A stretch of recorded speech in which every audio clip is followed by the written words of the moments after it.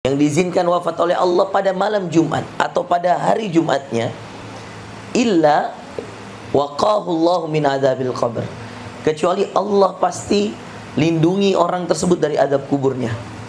Ini hadis riwayat At-Tirmidzi.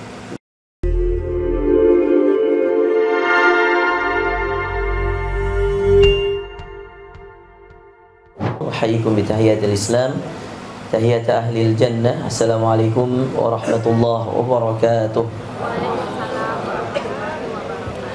Kita bersyukur pada Allah Subhanahu wa taala pada malam hari ini atas izin Allah kita bisa sama-sama bermajlis ilmu, bisa hadir pada malam takziah saudara kita Dr. Andes Haji Muhammad Jabir turunan rahimahullahu taala yang merupakan ayahanda dari Dr. Inayah dan bapak mertua dari Bang Zulfikar hafizahumullah.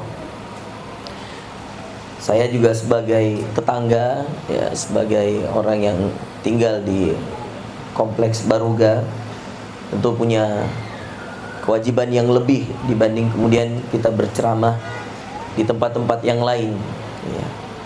Dan subhanallah, insyaallah saya bersama Dr. Inayah dan Bang Zulfikar ini akan berangkat umroh tanggal 17 Oktober. Kebetulan qadarullah, ya, kemarin pas manasik, ya, beliau sampaikan juga permohonan untuk ngisi ceramah. Jadi masya Allah bertambah kewajiban saya tentunya, ya. Dan mudah-mudahan itu jadi jalan, ya dok, ya. Mudah-mudahan ayah meninggal sebelum berangkat umroh, tentu ada makna-makna yang Allah titipkan di sana untuk bakti pada beliau. Dan yang lebih membuat saya bahagia adalah ketika saya bertanya hari apa meninggalnya, ya, dia katakan malam Jumat Ustaz. Jadi Kamis setelah sholat maghrib jam 12 malam, ya kira-kira. Subhanallah, saya memulai tausiah ini Bapak Ibu sekalian dengan bacakan hadis Nabi SAW. Ini kebetulan jurusan saya dok, ya. Saya S2 S3 saya jurusan ilmu hadis, ya. Kata Nabi SAW, "Ma min muslim yamutu yaumal jumu'ati aw lailatal jumu'ah." Enggak ada seorang muslim Allah wafatkan malam Jumat atau hari Jumat. Malam Jumat itu dimulai dari Kamis azan maghrib. Kalau dalam Islam Hijriah itu pergantian bukan jam 12 malam. Ganti hari itu maghrib, ya. Makanya kalau kita buka puasa Bapak Ibu sekalian, itu menunjukkan kita sudah ganti hari. Makanya kalau hari terakhir Ramadan, habis maghrib kita buka puasa, habis isya nggak ada tarwih lagi, adanya takbiran, karena sudah masuk 1 Syawal. Yang harus difahami. Kata Nabi SAW, siapa tahu ini ada yang berlaku di keluarga yang mungkin meninggal hari Jumat atau malam Jumat, bisa disampaikan kabar gembira ini dari Nabi SAW.